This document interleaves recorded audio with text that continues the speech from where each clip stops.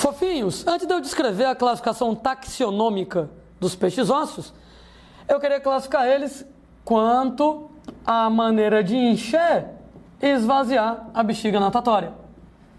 Bexiga natatória é a exclusividade aí do grupo, não é isso? Só tem nos peixes ósseos, nos cartilaginosos não. E tem duas estratégias em relação ao enchimento da bexiga. Existem peixes chamados fisóstomos, estômago, quer dizer boca. Eles vão ter uma estrutura chamada de ducto pneumático. Pneu quer dizer ar ligando a boca à bexiga natatória. O que quer dizer que eles podem encher a bexiga natatória pela boca utilizando o ar atmosférico. Então eles vão lá na superfície da água, botam a cabecinha de fora, engolem uma bolha de ar da boca, vai para o ducto pneumático e daí então enche a bexiga natatória. Isso aqui só não é mais legal, para começar, que ele vai ter que se esforçar para nadar até a superfície para colocar a cabecinha de fora e engolir uma bolha de ar. Mas se ele pudesse encher a bexiga natatória desde o fundo da água, seria melhor, né? Porque ele ia encher a bexiga natatória, ia reduzir a densidade, ia flutuar até a superfície sem gastar tanta energia. Ainda tem outro problema, né? Quando ele está debaixo d'água, ele está preocupado com os predadores da água. Mas quando ele vai em cima e bota a cabecinha de fora, preocupação extra, né? Agora ele vai se preocupar com os predadores da água e com os predadores do lado de fora da água. Tanto é que esses caras também podem pegar gases a partir do sangue, gases dissolvidos do sangue, através de uma estrutura chamada de glândula de gás, vai recolhendo esses gases do sangue e colocando na bexiga natatória. Duas maneiras de encher. Agora esvaziar, só tem uma. Vai lá para o ducto pneumático, vai lá para a boca e elimina o ar pela boca. A propósito, né? Esses aqui são aqueles peixinhos de aquário, né? Que você vê soltando bolinhas de ar pela boca. Eles estão soltando bolinhas de ar para esvaziar a bexiga natatória e afundar, né? Então a bexiga natatória está cheia, eles estão com a densidade baixa, flutuam. Então eles botam ar para fora para esvaziar a bexiga natatória, para a densidade deles aumentar e eles afundarem bolinhas de ar pela boca. Nesses peixes fisóstomos, eles enchem a bexiga natatória através da boca ou através do sangue, mas esvaziar obrigatoriamente através da boca o lance lá do ducto pneumático que você tem nesses carinhas. Gente, quanto à bexiga natatória, o outro grupo de peixes ósseos são os peixes fisóclistos, onde os peixes fisóclistos simplesmente não apresentam o ducto pneumático. Então não existe contato, não existe ligação entre boca e bexiga natatória.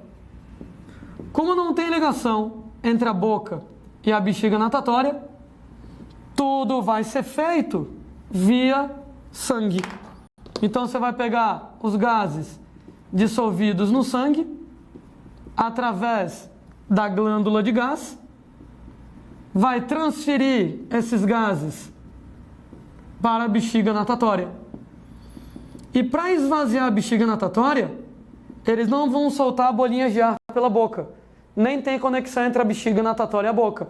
Eles vão ter outra estrutura chamada de oval, uma outra glândula, que devolve os gases para o sangue. Então, ao contrário do que aconteceu nos peixes fisóstomos, os peixes fisóclistos enchem e esvaziam a bexiga natatória somente através do sangue. Tanto encher quanto esvaziar somente através do sangue. A gente, pessoas, do ponto de vista taxonômico, vai colocar aqui, em relação aos osteíctes, uma subclasse chamada de actinopterídeos. Gente, os actinopterídeos, ptero quer dizer asa, Pterígio quer dizer nadadeira. São peixes que apresentam nadadeiras raiadas. Quando a gente fala em nadadeiras raiadas, esse aqui, primeiro grupo, né? Nadadeiras raiadas, nadadeiras com ossos que lembram raios de um pneu de bicicleta, por exemplo. Essas nadadeiras raiadas são nadadeiras não musculosas. Não existem músculos dentro da nadadeira, só existem músculos na base da nadadeira. Tudo bem, não deu para entender? Era uma vez um peixe, um raio, 2, 3, 4, 5, membranas ligando os raios. Então, ossos em raios, como raios do pneu de uma bicicleta. Nadadeiras não musculosas, não tem músculo dentro da nadadeira, claro, só na base da nadadeira. Actinopterígios, peixes de nadadeiras raiadas. Gente, a maioria dos peixes é desse jeito. Os peixes mais tradicionais, eles são desse jeito. Mas existe um segundo grupo de peixes ósseos, chamados de sarcopterígios. Sendo pessoas que, quando a gente fala em sarcopterígios, pterígio, nadadeira, sarco, que nem, por exemplo, no nome sarcômero, sarco quer dizer músculo. Então, esses caras apresentam lá nadadeiras musculosas. Elas são chamadas de nadadeiras lobadas. Nadadeiras moçada, que vão apresentar ossos semelhantes aos ossos dos tetrápodes, semelhantes aos ossos das patas dos tetrápodes. Ou seja, pega, por exemplo, os ossos do braço da gente, húmero, rádio, ulna, da perna, fêmur, tíbia, fíbula, vai ter dentro desse tipo de nadadeira. Daí elas são nadadeiras lobadas. Há nadadeiras que são musculosas. Músculos dentro da nadadeira. Nadadeiras musculosas, nadadeiras lobadas. Quando você vai lá e pega um peixinho desses, você tem a nadadeira, tem ossinhos dentro e etc e tal, estruturas já semelhantes a dedinhos, nadadeiras moçada. Lobadas, ossos parecidos com das patas do tetrápode, nadadeiras musculosas. Sendo que esse grupo dos sarcopterígios, eles apresentam, moçada, dois exemplos interessantes para a gente discutir. Nós temos lá peixes chamados de peixes dipnoicos, também chamados de peixes pulmonados, onde os peixes dipnoicos, os peixes pulmonados, eles são capazes de expirar ar através da bexiga natatória. Aliás, história que eu acho interessante. Estava falando que a bexiga natatória hoje em dia, ela vai regular a densidade, mas ela não surgiu com esse objetivo. Ela surgiu com o objetivo de respiração.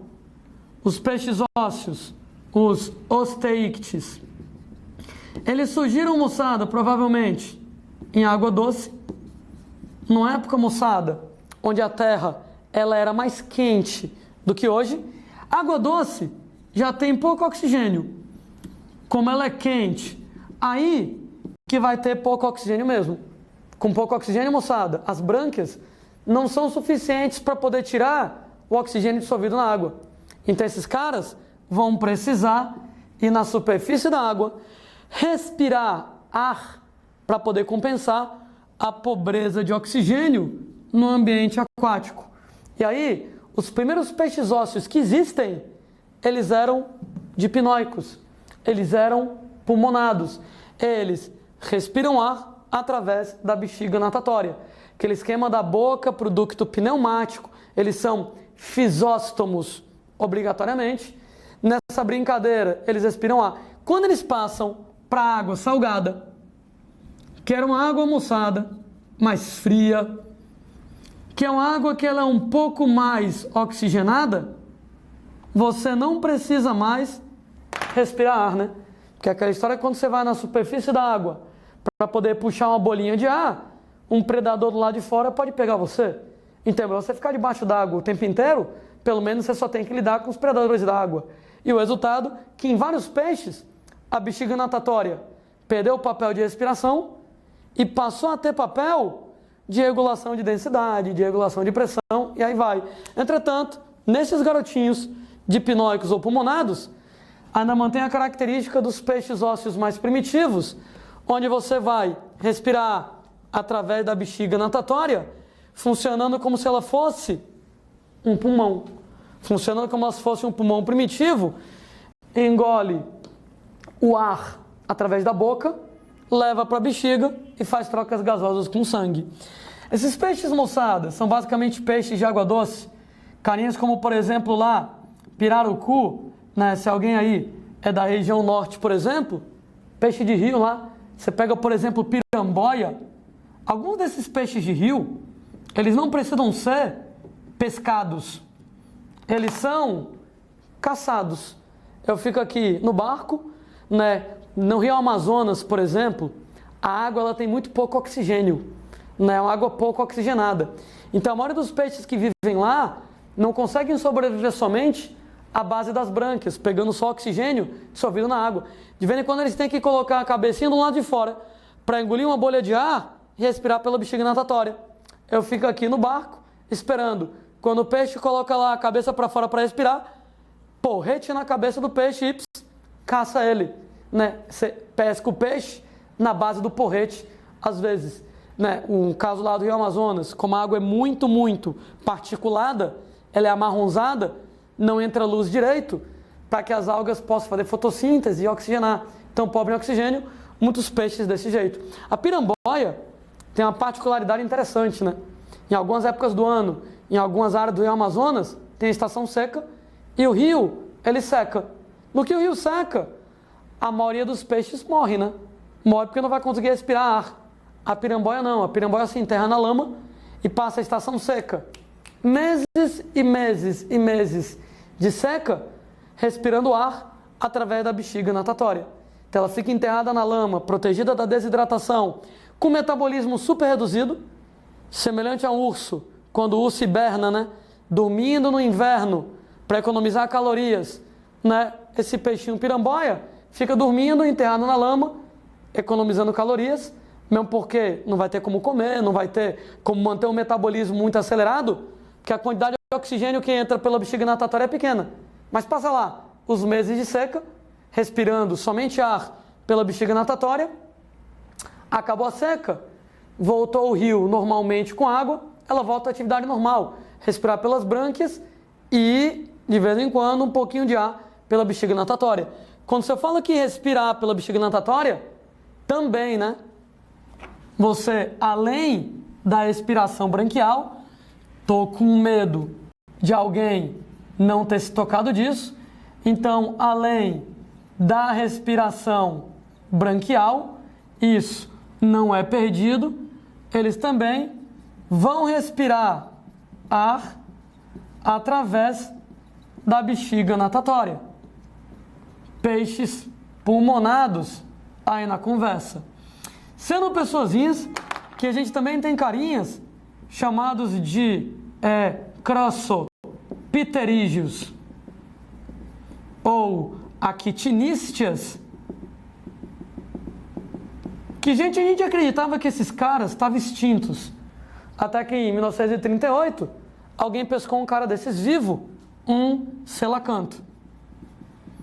Ele é uma criatura rélica, ele é um fóssil vivo, um fóssil de selacanto de centenas de milhões de anos, é extremamente parecido com selacantos modernos. Inclusive, alguém ter pescado um selacanto lá em 1938 é parecido com você estar passeando no meio do mato e aparecer o tiranossauro para pegar você. Detalhe, é pior, né? Porque o tiranossauro surgiu, o tiranossauro sumiu e o selacanto já existia.